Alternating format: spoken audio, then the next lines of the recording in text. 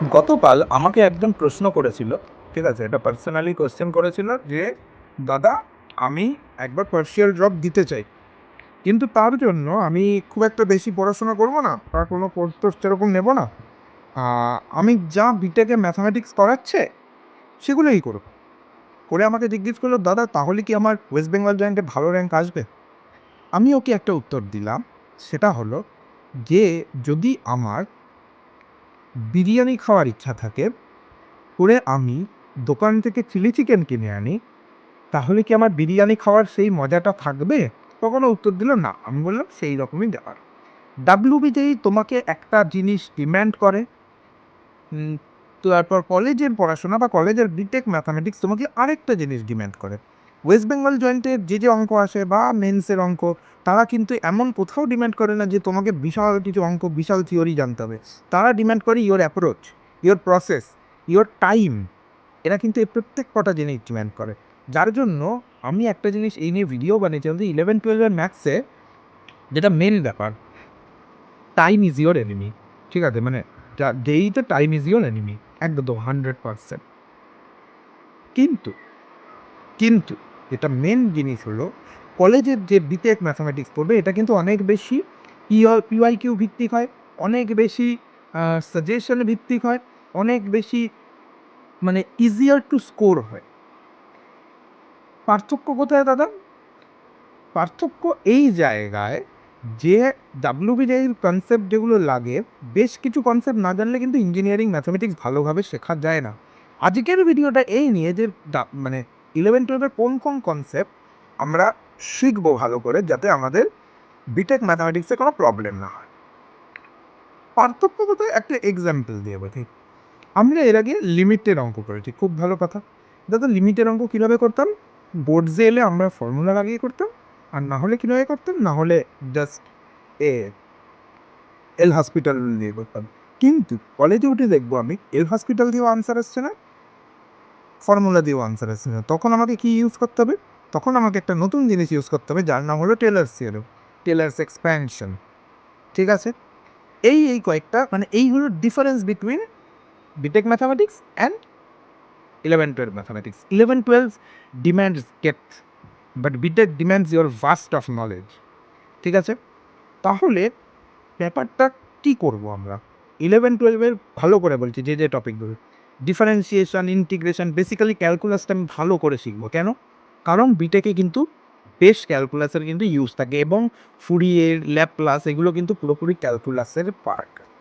হয়ে গেল, শেষ। এইবার আমরা কিন্তু প্রবাবিলিটিটাও ভালো করে শিখে রাখবো, কারণ বিটেকে প্রবাবিলিটিও থাকে, স্ট্যাটিস্টিক্সের পার্টও থাকে। তো স্ট্যাটিস্টিক্স খুব ইজি হয়, যদি খুব একটা ভালো নাও শিখে থাকি আমি শিখে নিতে পারবো, বাট প্রবাবিলিটি কিন্তু ভালো করে শিখে রাখতে হবে। আচ্ছা, এছাড়া ম্যাট্রিক্স ডিটারমিনেন্ট আমি ভালো করে শিখবো, কারণ ম্যাট্রিক্সের লিনিয়ার অ্যালজেব্রা থাকবে, তো শিখতে হবে।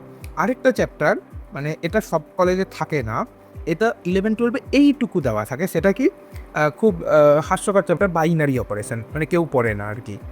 কিন্তু বাইনারি অপারেশনের কিন্তু বেশ গুরুত্ব আছে যদি তাদের অ্যাবস্ট্র্যাক্ট অ্যালজেব্রা থাকে। তো অ্যাবস্ট্র্যাক্ট অ্যালজেব্রা কিন্তু সবার থাকে না, মানে বেশিরভাগ কলেজ আমি দেখিনি, বাট যাদবপুরে যারা ভর্তি হবেন তাদের ভালো করে বলছি, অ্যাবস্ট্র্যাক্ট অ্যালজেব্রা কিন্তু বেশ লাগে এবং বেশ টাফ জায়গা ওটা। তো বিটেকের জন্য এই কয়েকটা জিনিস করে নিলেই হয়। এবার যেটা প্রবলেম হলো, দাদা আমি তো প্রাইভেটে যাচ্ছি, আমি 11-12 ভালো করে পড়াশোনা করিনি, আমি তখন ফাঁকি মেরেছিলাম, এই ঘুরেছিলাম, আমি বন্ধু পাতিয়েছিলাম, দ্যাটস ডিফারেন্ট কেস।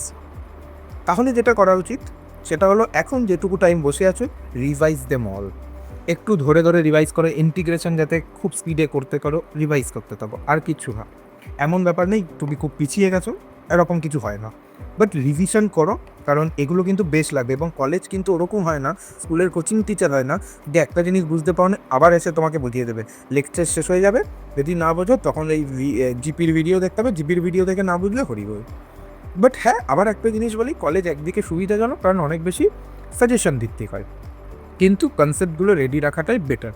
ঠিক আছে? আর যদি কারোর ইচ্ছা হয় যে আমাকে শুধু পাস করতে হবে, তাদের কিন্তু এত কিছু না করলেও চলবে, তারা জাস্ট থিওরিগুলো একটু একটু করে পড়বে, পিওয়াইকিউ করবে, পাস অ্যাটলিস্ট করে যাবে। কলেজ কিন্তু easier than 11-12 in respect of passing the subjects or in respect of getting marks, but harder than 11-12 in respect of topics. যদি তুমি টপিকগুলো দেখো তাহলে কিন্তু বেশ টাফ টপিক্স থাকে। 11-12 কিন্তু এত টাফ টপিক্স সেরকম থাকে না। আমরা 11-12 এক্সাম্পল যেমন দিলাম, আরও এক্সাম্পল যদি দিই, আমরা ক্যালকুলাস পড়েছি, ইন্টিগ্রেশন পড়েছি, কিন্তু কখনই ইন্টিগ্রেশনে সেরকম অতটাও পার্ট আসেনি যেখানে আমার মাইনাস ইনফিনিটি টু ইনফিনিটি যাচ্ছে ইন্টিগ্রেশন।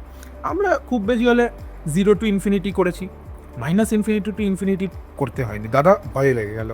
যখনই ফুরিয়ার সিরিজ পড়তে, ফুরিয়ার ট্রান্সফর্ম পড়তে যাবে, তখন কিন্তু মাইনাস ইনফিনিটি টু ইনফিনিটির ইন্টিগ্রেশন আসবে, এবং সেটা কিন্তু ভয় পাইয়ে দেবে।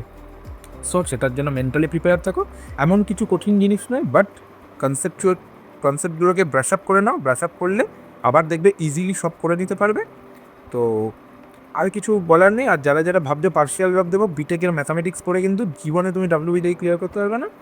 WBJEEর জন্য আলাদা করে কিন্তু পড়তে হবে এবং প্রচুর পরিমাণে প্র্যাকটিস করতে হবে। তো ওই মানে একটা বেকার প্রশ্ন কেউ করবে না যে দাদা বিটেকের ম্যাথামেটিক্স করলে কি আমার WBJEE ক্লিয়ার হয়ে যাবে? উত্তর হলো বিগ 0 হবে, কিচ্ছু হবে না। ঠিক আছে, তো এই বলেই ভিডিওটা শেষ করছি। আর যদি কারোর কোনো রকম হেল্প লাগে বিটেক ম্যাথামেটিক্স রিলেটেড, আমাদের চ্যানেলে ভিডিও বেশ করে আসবে, তো চাপ নেওয়ার কিছু নেই। আর যদি কোনো রিলেটেড হেল্প লাগে যে পার্শিয়াল ড্রপ কীভাবে দেবো, কোথায় পড়বো, তাহলেও কিন্তু আমাকে কন্ট্যাক্ট করতে পারো। আমি তোমাদের ঠিকঠাক করে গাইড করে দেবো। বাকিটা দেখো, আমরা হলাম জাস্ট কৃষ্ণর মতো যে রাস্তা দেখিয়ে দিতে পারি, কাজটা তোমাকেই করতে হবে অর্জুনের মতো। ঠিক আছে, তো এই বলে ভিডিওটা শেষ করছি। সবাই ভালো থেকো। আর কোনো ডাউট হলে রিচ আউট টু মি।